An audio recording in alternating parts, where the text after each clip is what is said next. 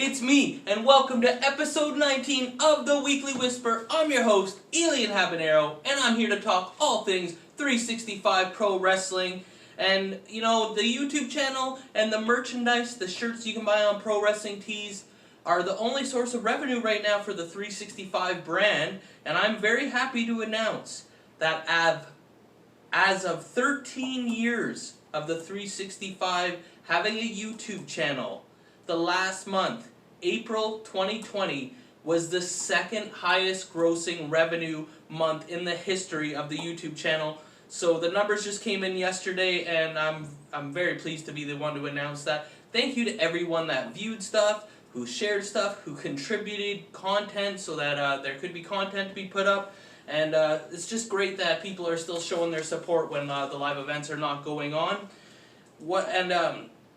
As of today is May 12th, and it looks like, as of so far, that May could perhaps surpass April to be in the second month ever, or it could possibly be the highest grossing month ever. So let's just keep that up, keep viewing stuff, sharing stuff, and you know, there's only 22 more subscribers, and the 365 channel will reach 2,000 subscribers, which is a big number.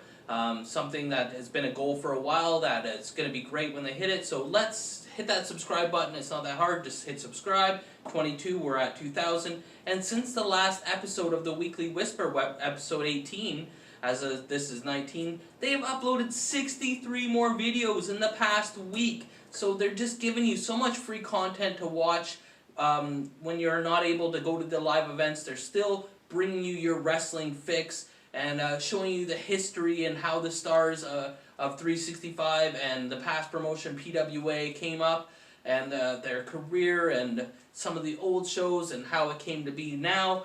And so now there's over 1,100 videos for free for you to watch. Just if you can, don't skip the ads. That's always a big help. And be sure to share your favorite matches wherever you can. And maybe you feel left out, like you're being misrepresented. Maybe you know there's a lot of matches, if you're like a wrestler or a referee or a manager or anything like that, or anything involving being on camera, that maybe you're like, hey, I haven't seen this match or this match and this match. We're still looking for people to submit content. Like if you have any VHS tapes of any old PWA shows or 365 shows, or even just shows with people that are on the roster of 365 or PWA, be sure to send them in to me. You can leave them outside my door. I'll pick them up in the parking lot. I will convert them, and I'll give you DVDs, copies of them, so they're no longer on VHS, so they're more modern technology, and then we'll just throw them up on the YouTube website so you can share all your classic footage that the world deserves to see. And I can even do DVDs, so if you have DVDs that you just know that have not been uploaded, give them my way, and I'll give everything back within a week or so. It won't take me long. I've been plowing through these things. I've been enjoying doing it, and thank you so much to the people that have submitted stuff already. Warhead has contributed a great deal of his matches that he had filmed on his own personal equipment. Sabrina Kyle sent in an early collection of some of her matches that received some great reviews there. Super K just sent in me some of his early Shawn Ball matches that I'm just going through now. Should be up really soon here.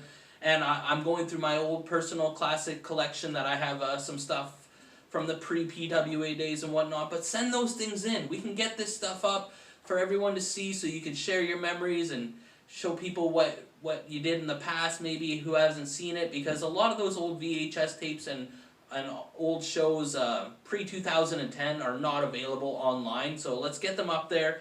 I know Paul Wright has some stuff, Warhead still has some more stuff, Jesse Jones must have some more stuff, and Scott Chase, among others. There's plenty of people, so if you know someone, get on them, say, hey, get those tapes, we'll get them back to you, and not only that, I'll send you them in a DVD version as well. So what else do we got going on here? Because I've been going through all the past shows, and the whole legacy of the 365 brand, including the PWA and whatnot, I made a couple top 5 lists. I want to see you guys contribute your top 5 lists and tell me if you agree or disagree with my lists. So the first one I'm going to talk about is top 5 entrance themes. Now, I did this one strictly for current 365 roster members, because there's been so many great ones in the past. Their entrance themes that fit them, or they're just good songs. Top 5 current 365 roster members' entrance music themes. At number 5, we have, they've only made one appearance together, but the Scumbag Royalty, that song they came out to when they battled the Temple, that was delightful. It really expressed the kind of team that they were, and it fit well with the vibe they had going on, and I just enjoyed that so much. Number 4, the only person I believe on this list with their own custom song, Eddie Osbourne, the wrestling personified song. I believe you can find that one on YouTube with some highlight videos, so check that out. I was looking through some of the British Columbia entrance videos they put up a couple of years ago, and I have to say I really like the Nolan James song. So Nolan James' entrance theme comes in at number 3. There's also a video of that you can check out. I believe you just type in Nolan James entrance video, and that will come up. And so number 2, I put the Temple. Now the Temple have been known to use a lot of different songs. They've used different songs in different events for different matches and whatnot. But the recent Temple sing-along to the fucking Temple, the Final Countdown remix or whatever, puts them at number 2. And I hate to do it, because like the guy needs more reasons to gloat, but the number 1 365 current roster theme, gotta go with Eazy-E, Eric Cairnie. That song gets stuck in my head. My son sings it. This is my house, and this is definitely his list. So top 5, Scumbag Royalty. Number 5, number 4, Eddie Osbourne. Number 3, Nolan James entrance theme. Number 2, the Temple sing-along theme. And number 1, Eazy-E, Eric Cairnie. Which ones do you like? Which ones did I miss? What would be your top 5? And so we also have seen a lot of old tapes come up featuring commentary. So who is your favorite top 5 365/PWA in the history of the company or the brand? Who is your top 5 favorite commentaries?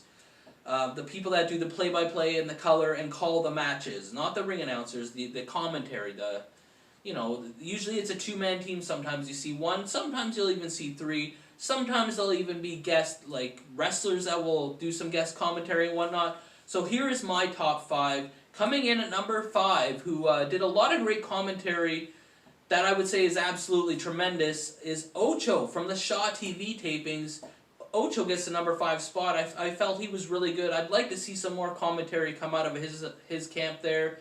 Number 4, I gotta put Gordo. He's really knowledgeable. He's got a great voice. He did a lot of the classic PWA DVDs and VHS tapes events, and you can hear him quite a lot on some of the videos that have been released recently. Gordo gets the number 4 spot. Number 3, he's a wrestler. He's been a manager. He even had to referee sometimes. But Paul Wright, and Paul is very knowledgeable as well. He knows all the backstories. He knows he's the statistic man. And Paul Wright, he's got a great voice. I really enjoy his commentary. So Paul Wright comes in at number 3. Coming in at number 2, I gotta put Chris Crucifix. He did a lot of the Elements announcing. I know he did some other ones.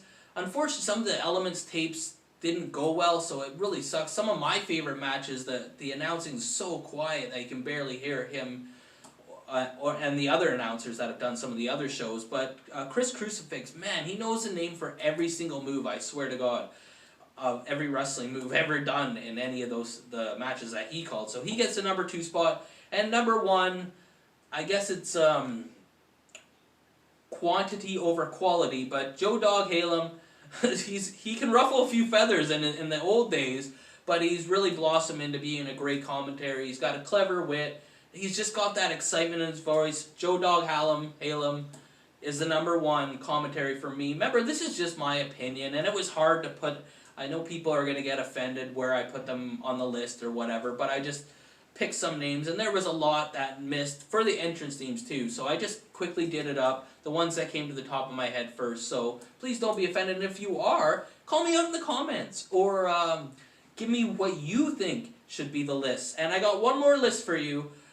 Ring announcers. We had some great ring announcers over the PWA 365 years, and even some not so great ones, but even people that filled in when they wouldn't. or when they couldn't find someone else or whatnot. But so here is my top 5 announcers in the history of 365 PWA. Number 5, the Hat Guy. He's on quite a few videos. You'll see him, and he didn't always dress the part, but he had a great voice, and he did a very good job of announcing. I really like him as an announcer. He takes the number 5 spot. In the number 4 spot, the newcomer for 365, Manda, who's still figuring out her craft and doing very well at it. Has been receiving some really great reviews. So Manda gets the number 4 spot, even with such a small body of work. But, you know, sometimes it's just how good you do in your voice and is there on some priceless moments. But I know a lot of you may not see, going back to the entrance themes and also the announcing, a lot of the videos have the announcing and the entrance themes cut off due to copyright claims. But the people that are at the shows have given me feedback and whatnot, and know you get to hear the music. That's the best thing about being at the live events. You get to hear the music and the announcing. Sometimes they do the announcing in the ring after the entrances, but a lot of the videos will not have the entrance music videos and the announcing. But you know, it's a small price to pay to have the content up there for free and put a few dollars in the 365 brand account. So who's number 3? Number 3 ring announcer, Joe-Dawg. Hail him, makes another list. Joe-Dawg, he's been a great referee, he's been a great commentator, he's been a manager, he's even took part in a couple of matches, he's even done some interviews, but he gets the number 3 spot on the ring announcer list. The number 2 spot goes to Michelle Leith. Michelle was a staple there in the Alpine Club days. I always loved the way she did my entrance, and she gets the number 2 spot in my book, and I gotta give it to the number 1 spot. He hasn't done a lot of the recent shows, but Gentleman Jeff always had a great voice for it. He most of the time dressed very professional and dressed the part, and I gotta tip my hat to him. Love him or hate him, Gentleman Jeff knows how to ring announce. So that's my 3 top 5 lists. What do you think? What would you pick? Let's get some comments flowing. Let's interact with each other and make sure that on the next episode of the Weekly Whisper, episode 20, that I can have some feedback from the comment section there. So that's all you got to do. And, well, there is not all you got to do. There's one more thing you could do. Please, like, or you get a leg drop. Comment, or you get a clothesline. Subscribe, or you get a suplex. And share, or you get a sleeper. I love wrestling. Cuba!